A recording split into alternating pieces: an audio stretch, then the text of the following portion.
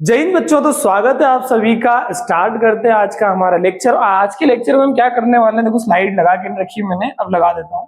Question number 4 और question number 5 करेंगे हम एक्सरसाइज 6.2 का। देखो टेंशन वेंशन नहीं लेने का भाई लोग। क्यों नहीं लेने का? क्योंकि मास्टर एनके इज हियर, तो डोंट टेक फियर। फियर नहीं रखना जिंदगी में। क्या है भाई, चलो क्वेश्चन कर लेते हैं। अभी ये तो बात हो गई अपनी जो भी है। देखो क्वेश्चन में क्या बोला है, क्वेश्चन नंबर 4। आई होप आपने पिछला सेशन देख लिया होगा, सारे क्वेश्चन क्लियर हो गए होंगे। नहीं हुए तो मेरे को कमेंट करके बता दो कि सर वो वाले क्वेश्चन में समझ में नहीं आया था, पता नहीं क्या क्या क्या क्या क्या दुनिया भर की रामायण बता दी थी आपने। कोई बात नहीं बेटा, अब रामायण नहीं बताऊंगा मैं आपको, आज महाभारत सिखाऊंगा। देखो महाभारत में क्या हुआ कि in figure 6.26 A B parallel दिया हुआ था सी डी के। ए बी किसके पैरेलल दिया हुआ था भाई? सी डी के पैरेलल दिया था। ठीक है सर, समझ में आती बात है। एपीक्यू एपीक्यू एपीक्यू एंगल दिया 50 डिग्री का सर, ठीक है समझ में आ गया। पीआरडी एंगल 127 डिग्री का, पीआरडी एंगल पीआरडी ये एंगल कितने का दिया? 127 डिग्री का। ठीक है, find X and Y, find X and Y. X X आपको अपनी एक्स फाइंड नहीं करनी, एक्स की वैल्यू फाइंड करनी है भाई। ठीक है ना, मतलब समझ रहे होंगे तुम लोग। एक्स मतलब क्या होता है? एक्स की वैल्यू।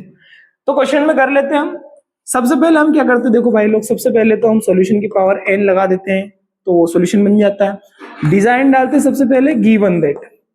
गिवन दैट में बेटा क्या लिखोगे आप? जो जो दिया हुआ है वो सब लिखोगे। ए बी पैरेलल दिया है सी डी के, हाँ जी, तो ए बी पैरेलल किसके लिखोगे भैया? A B parallel to C D. और क्या दिया हुआ बेटा? और आपको दिया हुआ है ए P Q angle, angle A P Q कितने डिग्री का दिया है भाई? 50 डिग्री का दिया हुआ है आपको। ठीक है, और क्या दिया है आपको, जरा ध्यान से देखो। पी आर डी एंगल दिया है, एंगल पी आर डी दिया है। ये कितने डिग्री का दिया भैया? 127 डिग्री का दिया है। अब देखो हम एक्चुअली करेंगे क्या, हमें y की वैल्यू चाहिए, हमें x की वैल्यू चाहिए। हमें ये बोला है भाई ए बी पैरेलल है सी डी के, तो y पे फोकस करना, हम कैसे निकालेंगे? ए बी पैरेलल है सी डी के, तो ये जो लाइन पी आर बन रही है ट्रांसवर्सल, ये जो इधर एंगल बन रहा है पी आर डी, ये एंगल और ये पूरा एंगल ए पी आर, ये दोनों एंगल इक्वल होंगे। क्या मैं लिख सकता हूं angle A P R, A P R और पी आर डी इक्वल होगा एंगल पी आर डी के, और दोनों कितने के हो जाएंगे भाई? 127 डिग्री के हो जाएंगे, क्योंकि पी आर डी दिया था 127 डिग्री का, और ये इसके इक्वल होगा। दोनों इक्वल क्यों होंगे? रीजन दे देना, अल्टरनेट इंटीरियर एंगल है ना, पूरा आप लिख लेना। अल्टरनेट इंटीरियर एंगल, दो लाइनें पैरेलल, एक ट्रांसवर्सल, तो ये इस साइड वाला और इस साइड वाला एंगल इक्वल होगा। अब इससे हुआ क्या, हमने एपीआर निकाल लिया। क्या निकाल लिया? एपीआर। ये पूरा एंगल पता चल गया भैया 127 डिग्री का है। अब ये 127 का पूरा है, तो इसमें से ये 50 घटा दो, तो ये इधर वाला आ जाएगा हमारे को जो चाहिए, y जो चाहिए हमें। तो एंगल y निकालने के लिए हम क्या करेंगे, एंगल एपीआर में से, कौन से एंगल में से भैया? एपीआर में से। किसके अंदर से? एपीआर के अंदर से। एपीआर में से हम एपीक्यू को घटा देंगे। किसको घटा देंगे भैया? एंगल एपीक्यू को घटा देंगे भाई साहब। 127 डिग्री में से कितना घटाओगे भाई? 50 डिग्री घटा दोगे, घटा लो। 127 डिग्री में से क्या घटा लो? 50 घटा लो। 7 में से 0 गया, कितना बचा? 7। 12 में से 5 गया, कितना बचा भाई? 7, है ना, तो कितना बच गया? 77 डिग्री। कितना बच गया भाई? 77 डिग्री। तो एंगल y आ गया आपको 77 डिग्री। अब आपको क्या निकालना है? एंगल x निकालना है। क्या निकालना है भाई? एंगल x निकालना है। एंगल x निकालने के 2-3 तरीके। अपन क्या करते हैं, शायद इसी से निकल जाएगा। अल्टरनेट इंटीरियर एंगल है, तो देखो ये लाइन है ट्रांसवर्सल, इधर 50 है, इधर भी कितना होगा? 50। तो डायरेक्टली लिख दो angle A P Q is equal to angle X. दोनों इक्वल क्यों होंगे भाई?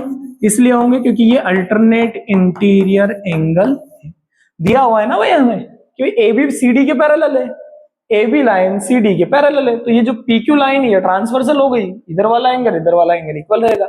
अब ए पी क्यू कितने डिग्री का भाई? 50 डिग्री का, तो एंगल एक्स को कितना लिख दोगे भाई आप? 50 डिग्री लिख दोगे। बस इतनी सी कहानी थी, कुछ नहीं करना था, बस यही समझाना था, बताना था, बता दिया हमने, खत्म। कोई दिक्कत, कोई इश्यू? अगर कोई इश्यू हो, कोई समझ में नहीं आया हो कुछ पॉइंट, तो आप कमेंट सेक्शन में कमेंट कर देना। लास्ट क्वेश्चन कर लेते हैं इस एक्सरसाइज का। लास्ट क्वेश्चन क्या है देखो, बता देता हूं मैं आपको। लास्ट क्वेश्चन में पूछा है कि in figure 6.27 PQ and RS are two mirrors placed parallel to each other. ये जो PQ है और ये जो RS है, ये दो मिरर है ना। मिरर मतलब समझते हो ना, आईने जो कभी झूठ नहीं बोलते। आपको किसी ने नसीहत दी होगी कि बेटा अगर सच्चाई जाननी हो तो आईने के सामने खड़े हो जाना अपनी, है ना। वो मुर्शद वाला कुछ ऐसा उसमें डायलॉग वगैरह भी है कि चेहरे पे धूल लगी थी मैं आईना साफ करता रहा, ऐसा होता है कुछ ऐसे, है ना। तो आईने है बेटा दो, इसमें क्या है, एन इंसिडेंट रे आ रही है एक ए बी, ये ए बी एक इंसिडेंट रे, मतलब कि आप ऐसे समझ लो सूरज की किरण जा रही है इधर से, है ना बेटा, सूर्य की किरण जा रही है ए बी, ऊपर वाले कांच पे टकराई, फिर नीचे आई, नीचे वाले कांच पे टकराई, फिर चल दी। हमें क्या प्रूव करना है, हमें ये प्रूव करना है वगैरह वगैरह वगैरह वगैरह। हमें प्रूव करना भाई ए बी पैरेलल है सी डी के, ये जो बेटा है ना सब इसका मतलब अभी मैं समझा दूंगा तुमको मजाक मजाक में। ये ए बी जाती है टकरा के, फिर बी सी इधर जाती है, फिर सी डी इधर जाती है, तो हमें ये प्रूव करना है कि ये जो ए बी लाइन है ये सी डी लाइन के पैरेलल है, बस इतना सा प्रूव करना है। देखो भाई बेसिक साइंस के अंदर तुमने पढ़ा होगा कि जब इंसिडेंट रे आती है एक तरफ से और एक तरफ से रिफ्लेक्टेड रे निकलती है ना, ये इंसिडेंट रे हो गई हमारी, एक रिफ्लेक्टेड रे हो गई। अगर मैं इसके बीच में एक परपेंडिकुलर लाइन खींच दूं तो ये परपेंडिकुलर लाइन क्या करेगी, दोनों साइड पे एंगल को बराबर दो पार्ट में डिवाइड करेगी। अब हमें कुछ नहीं करना है, एक लाइन यहां पैरेलल डालनी है, एक लाइन यहां से पैरेलल डालनी है सी से। तो इस लाइन का नाम है, क्या दे देता हूं, पी तो है यहाँ पे आपके पास, A B C D, M N डाल देते ना, इसका नाम एम डाल दिया मैंने, इसका नाम एन डाल दिया। तो यहां से बी एम हमने एक पैरेलल लाइन खींच दी, सी एन एक लाइन, सॉरी परपेंडिकुलर लाइन खींच दिया ना, दो परपेंडिकुलर लाइन खींच दी हमने। यहाँ पे एक एंगल फॉर्म हो गया भाई, ये एंगल का नाम 1, ये 2, इस एंगल को नाम दे दो 3, इस एंगल को नाम दे दो आप 4। तो आपने साइंस के अंदर पढ़ा होगा कि ये जो दोनों एंगल होते हैं इसको ये बाइसेक्ट कर देता है, ये परपेंडिकुलर बराबर दो पार्ट में काटता है। बस इस कंस्ट्रक्शन को लिख दो, मैं बता दूंगा आपको फिर कैसे ए बी को आपको सी डी के पैरेलल बताना है ना। सबसे पहले तो क्या लिखोगे आप बेटा, गिवन दैट लिख देना। गिवन दैट हमें क्या दिया हुआ है भाई, हमें एक ही बात दी हुई है भाई, पी क्यू, हम इसको अभी लाइन मान लेते हैं ना, ये पैरेलल है, किसके पैरेलल है भैया, आर एस के पैरेलल है, आर एस के पैरेलल। कंस्ट्रक्ट किया हमने, क्या कंस्ट्रक्ट किया हमने, बी एम परपेंडिकुलर टू किसके ऊपर, पी क्यू के ऊपर, पी क्यू के ऊपर, ठीक है। आर एस के ऊपर क्या परपेंडिकुलर करा, C N, C N perpendicular to R S. इतनी बात समझ में आ गई आपको। P Q R S parallel, दो मिरर रखे हुए थे, मिरर पे हमने बी एम और सी एन दो परपेंडिकुलर लाइन खींची है, ठीक है। अब परपेंडिकुलर लाइन खींचने के बाद चार एंगल मिल गए हमको, 1 2 3 4, है ना। अब हम यहां से ये बोल सकते कि भाई एंगल 1 इक्वल होगा एंगल 2 के, एंगल 3 इक्वल होगा एंगल 4 के। रीजन क्या दोगे, रिफ्लेक्शन, अरे ये भाई क्या होगा मेरी स्पेलिंग का, रिफ्लेक्शन ऑफ लाइट।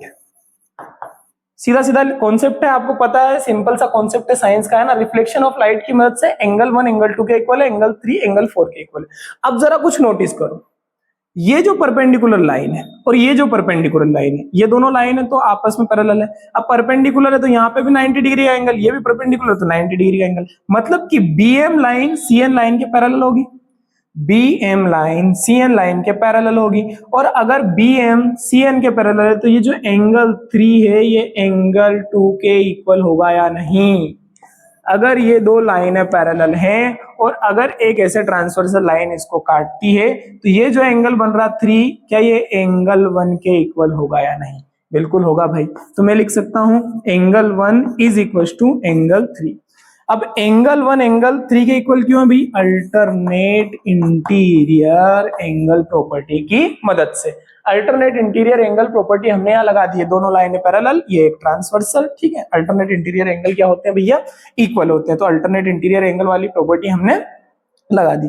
अब 1 अगर 3 के इक्वल है तो जरा देखो, 1 2 के इक्वल भी है, 1 3 के इक्वल है, 3 4 के इक्वल है तो 2 भी 4 के, चारों आपस में इक्वल हो गए। तो क्या मैं ऐसे बोल सकता हूं कि एंगल 1 प्लस एंगल 2 इन दोनों का सम, 1 और 2 का सम 3 और 4 के सम के इक्वल होगा, एंगल 3 प्लस एंगल 4 के सम हो इक्वल होगा, है ना। अगर ये इक्वल है तो ये इन दोनों का सम 1 2 का सम 3 4 के सम के इक्वल होगा, तो बिल्कुल सही बात है भाई, बिल्कुल इक्वल होगा। अब इससे क्या होगा, एंगल 1 और एंगल 2 दोनों को जोड़ो, देखो एंगल 1 और एंगल 2 को जोड़ लो, एंगल 1 एंगल 2 क्या बना, एंगल ए बी सी, यहां बन गया एंगल ए बी सी। अच्छा ठीक है भैया, यहाँ कौन सा एंगल बन गया, 3 और 4 को जोड़ने से एंगल बी सी डी, कौन सा एंगल बन गया, एंगल बी सी डी। अब मेरे को एक बात बताओ, जब ये दोनों एंगल इक्वल है, जरा ध्यान से देखो, एक लाइन दो लाइन है ना, ये एक ट्रांसवर्सल लाइन, ये ए बी लाइन है, इसको मानना ये ए बी लाइन है, ठीक है। ये लाइन आपकी सी डी है, ये लाइन आपकी कौन सी हुई, सी डी लाइन है ना। यहां जो एंगल बन रहा और यहां जो एंगल बन रहा है, अगर ये दोनों एंगल इक्वल आ रहे हैं, ये वाला और ये वाला एंगल इक्वल आ रहा है, इसका मतलब ये दोनों लाइनें क्या होंगी, ये दोनों लाइनें पैरेलल होंगी, तभी अल्टरनेट इंटीरियर एंगल इक्वल आते हैं, तभी अल्टरनेट इंटीरियर एंगल क्या आते हैं भाई, इक्वल। यहां भी तो वही हो रहा है, थोड़ा सा साफ कर देता हूं, डस्ट देखो समझाता हूं। अगर हमने ये प्रूफ कर दिया है कि ये वाला एंगल और ये वाला एंगल दोनों एंगल इक्वल है, तो जरा ध्यान से देखो, इस लाइन को अगर मैं आगे एक्सटेंड करूं, इस लाइन को अगर आगे मैं एक्सटेंड करूं, तो मुझे साफ नजर आ रहा है कि ये एंगल और ये वाला एंगल, ये दोनों अल्टरनेट इंटीरियर एंगल है। और जब अल्टरनेट इंटीरियर एंगल इक्वल होते हैं तो लाइनें कैसी होती हैं भाई, लाइनें कैसी होती है, पैरेलल होती हैं। लाइनें कैसी होती हैं, पैरेलल होती हैं। तो अब हम बोल सकते हैं, now we can say, now we can say AB is parallel to CD। तो ये था 5th क्वेश्चन इस एक्सरसाइज का लास्ट क्वेश्चन। तो ये एक्सरसाइज भी खत्म हो